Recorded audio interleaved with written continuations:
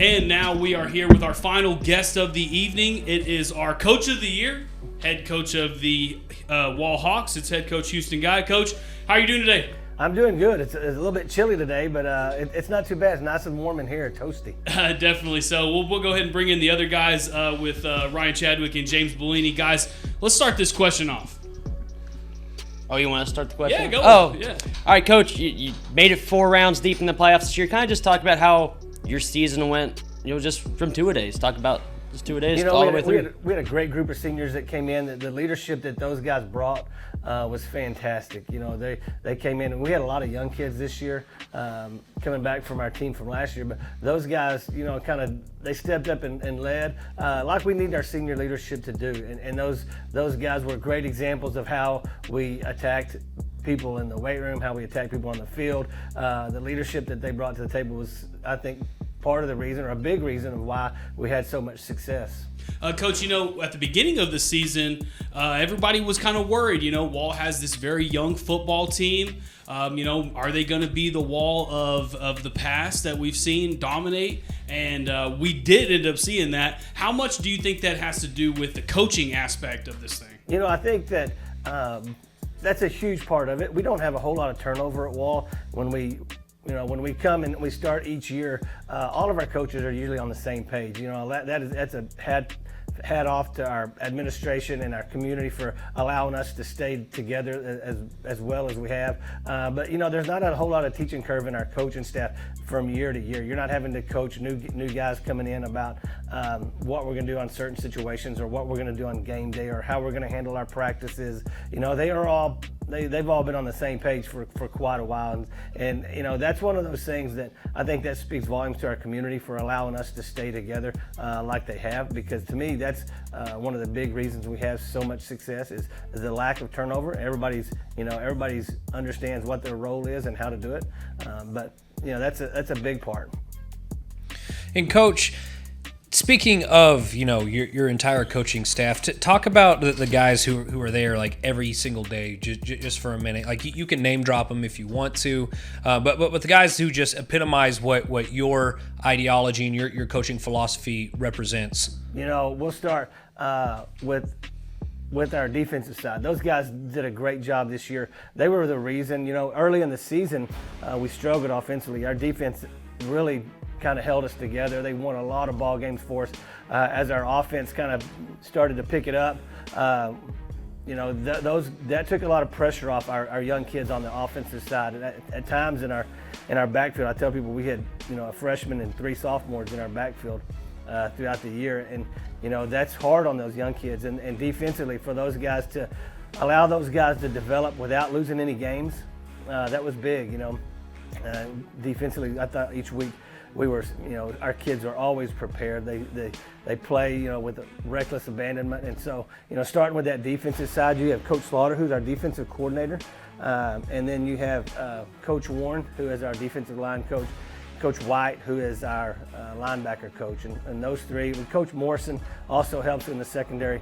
He helps Coach Slaughter in the secondary. And those guys, I tell people all the time, Coach Slaughter coaches kind of like his hair's on fire, although he doesn't have any. I'll point that out. But, he coaches like his kids play, and our kids love that, and they feed off that. On the offensive side of the ball, we have our offensive coordinator, Coach Bills.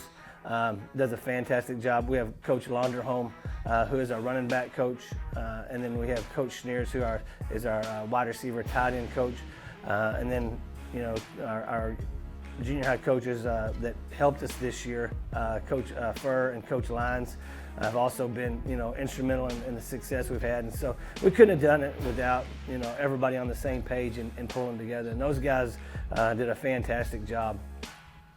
All right, Coach. We talked about this earlier in the season, but you talked about it. You had a really young team this year. How did this team kind of stack up with the teams in the past that you've had, that have made it 4 rounds, deep into the playoffs? How did this team kind of stack up against all those teams? And I'm not saying throw shade at any of them, but right. Just kind of how would you put this team among all those others? I think all the teams that we've had that have been very successful at Wall, they're all uniquely different. Some of them may have a great quarterback or a great running back or a great offensive line, and one of those things that we saw this year, again, I refer to our defenses, how well they played and kept us in ball games. But I thought this team probably grew more than any throughout the season. We started out offensively, we struggled, and once we hit our groove about early is when I think our quarterback started to kind of grow into his role as an option quarterback. That was the very first game. I felt like that he started to understand exactly what we were asking of him and actually started to execute that. And so this team probably grew more from the beginning to the very end than any other team we've had. Most of the other teams we've had started out, they were very successful both sides of the ball. They could play ball control offense, or they could play hurry up offense, or they could play, they played really solid defense. And so I would say this team in general, it grew more than any of them over the course of a football season. One thing that we kind of talked about throughout the year on this Cover1 show, one of those games you guys played, you had a backup center in, and there was a lot of trouble with that center quarterback exchange. Oh, the Mason game. We had a few fumbles, and there were some people on this show. I'm not going to say it was me because you're right here, but it was kind of like, what's going on with this Wall Hawk team? So how did y'all end up get over that hump and just get over those maybe small mistakes to turn this into a team that goes 4 rounds in the playoffs? So I'll say this, and not many people know this, is J.D. Reed was our starting center, and he came into the season with a herniated disc and didn't play the first couple ball games. And as we thought we could get him back, but we weren't real sure. So we were going with our backup plans. Our backup plans was 3 different defensive linemen. Mm-hmm. And to keep those guys fresh, we thought, well, we'll rotate one in and one out and keep them fresh as the season goes. And it worked all right. But as we got to Mason, we were bringing JD back a little bit. And it's one of those things where you kind of look back and maybe it wasn't the best decision. We played 4 different centers in that Mason game, right? Trying to get those guys fresh and keep them fresh and to work JD in some. And as a testament to JD, every time he was in, we didn't really have any quarterback center exchanges. But when you exchange a center out that many times in a game, it's very difficult for your quarterback to get acclimated to that one snap and that one kid snapping it all the time. It's a little bit different when you rotate 4 guys in, one of them being a lefty. It was very difficult, and that was one of those things. After that game, we knew we kind of had to get rid of 2 of those guys. We felt like 4 was too much. One of them, Jaden Sellers, was one that came in and said, "Hey, I'll step up and take more of that role." Although we used Jaden all over the place. We used him at running back, we used him at center, defensive tackle, and so. But he came in, being the leader that he is, said that he would be willing to step up and play more of that role. So we got rid of 2 of the guys. I say we got rid of. We just didn't use them at center anymore. Right. And you could immediately tell the next game it was our quarterback center exchanges almost rectified itself. And as the game go on, we used JD less and less. Not JD. We used Jaden less and less, and we used JD more. And then by the time early got around, he was able to play the whole game. And so, testament to him and the toughness that JD brings to the table. We talk about that senior leadership. Him coming in, and everybody knew how much pain he was in that during that season. Just to get through those ball games, it was very tough for him. But fantastic job. And so, yeah, we struggled through this Mason game with some quarterback center exchanges, but I think they grew from it. They understood kind of the importance of it, but that was probably mostly that was my fault, probably for playing so many centers and trying to keep those defensive guys fresh for defense. Well, Coach, I was a center in high school, so I know how it is sometimes when and especially if you miss those things, everyone's eyes are on you. Yeah. But but that's what makes you one of the best coaches in the Concho Valley, because you're able to adapt and keep moving rather than sitting there and sticking on who's going to end up playing center. You can figure it out and work it out. Chadwick, you got something? Oh yeah. So undefeated in district, another district title. That's something that I think it was important for y'all to do this year, just outright undefeated in district. Moving into the playoffs, y'all played good teams, up through the first 3 rounds. Of course, that cold game in Sweetwater was one of the best I've seen y'all look all year. But going into the Canadian game, what specifically like, if you could take one thing back in that game, what would you do? And then what does Wall need to do to overcome that next hurdle to get to that state game, Coach? Because I watched the state game, and I watched the game Canadian versus Gunter. Like, Canadian should have won that game against Gunter too. So like y'all are right there, you know. So right, I feel the same way. I felt like our kids coming in, I felt like we had an opportunity. I think we have to have a little bit more consistency offensively. I think we have to, and we've got to hold the ball a lot more. We had 2 drives that were really good in that Canadian ball game. We need 6 or 7 drives. We got to keep them off the field a little bit longer. And, you know, we've played very good teams in the past that have had passing attacks like those guys have. You know, one of the things we were able to do to those teams were, you know, we kept the ball for so long. When they got it back, they kind of felt like they had to rush themselves and play a little faster than what they were normal. I think you got to put pressure on them offensively to score in a short amount of time. But most of that was because we were able to play ball control offense, keep them off the field. And I think that's one way you have to attack them. You got to play very sound defense, and you got to cover up, you know, receivers in the secondary. Don't let them get loose. You got to have good special teams, and then you got to play, you know, sound ball control offense. You know, you don't want to get in a shootout with those guys because they're explosive and they can score in a hurry. All right, Coach, you talked about your leadership. You talked about Jaden Sellers being, you know, one of your leaders and J.D. Reed being one of your leaders.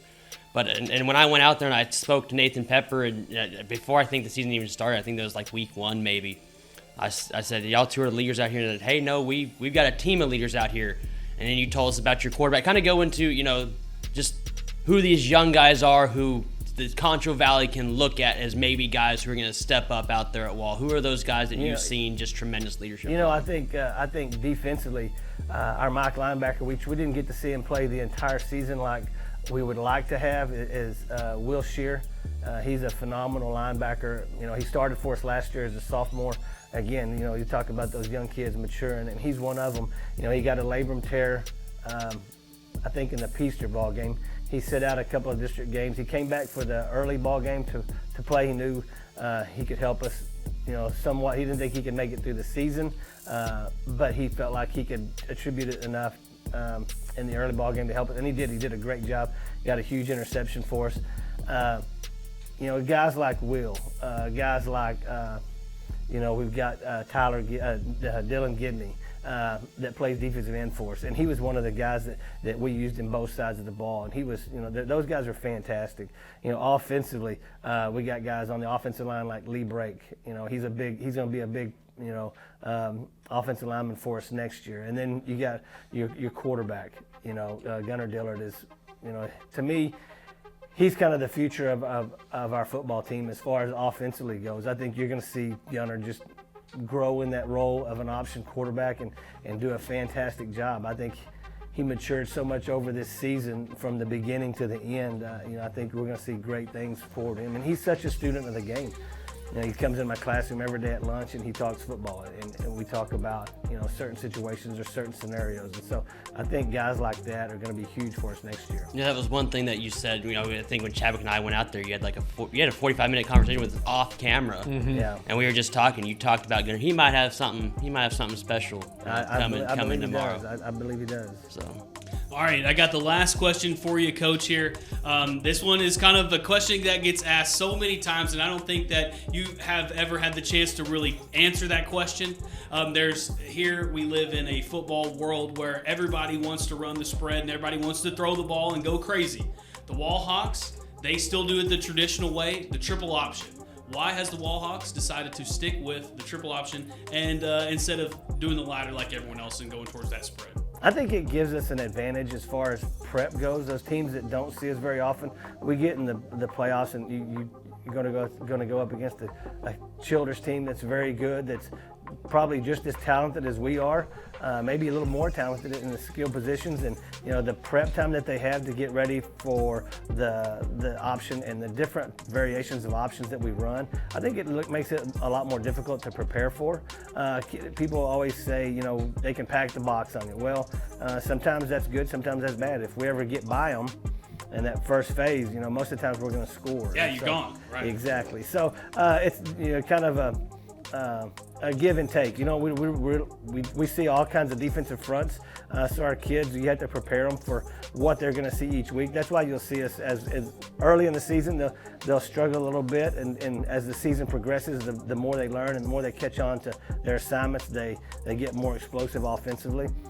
Troy Aikman, you know, he made a point, it wasn't that long ago, but he was talking about why certain defenses look better than certain offenses. And you know, great defenses compared to great offenses. Early in the season, you know, he said that those great defenses, they've got a lot of kids that if you blow an assignment, it's not so noticeable because someone else can make that play. Right. Offensively, if you mess your assignment up and if you're the slot back blocking on the perimeter, everybody's going to know it because that guy's going to make the tackle more times than not. So it's one of those things where I think it gives us an advantage. And as the season progresses and we get better at it, you see those are the teams that we've had, you know, have made great deep runs.